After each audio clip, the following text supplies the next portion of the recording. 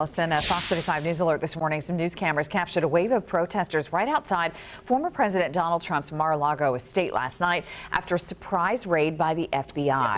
Still learning details of the operation. It reportedly aims to locate any classified documents the president may have taken from the White House during his tenure. And Amanda McKenzie is joining us in studio with more this morning. Amanda, there's certainly been swift and divisive action overnight over this. And former President Trump and his allies say this is just a political tool to stop him from running in 2024. A large group of FBI agents executed an unannounced raid on President Trump's West Palm Beach home, Mar-a-Lago, on Monday. Federal authorities appeared to be focused on potential classified material the former president took with him when he left the White House in January 2021, but not anything related to the January 6th Capitol riot.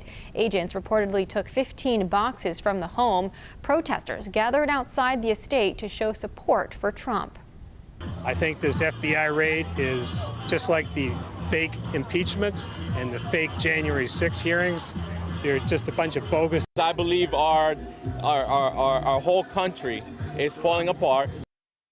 Reaction from politicians was swift on Twitter. Governor Ron DeSantis writes, quote, "The raid of Mar-a-Lago is another escalation in the weaponization of federal agencies against the regime's political opponents, while people like Hunter Biden get treated with kid gloves." And State Representative Anna Eskamani tweeted, quote, "I thought all these Republicans politicians cared about law and order," with the eye roll emoji. Coming up in 7 minutes, we'll go live to Washington as reaction comes into the nation's capital. Live in the studio, Amanda McKenzie, Fox 35 News.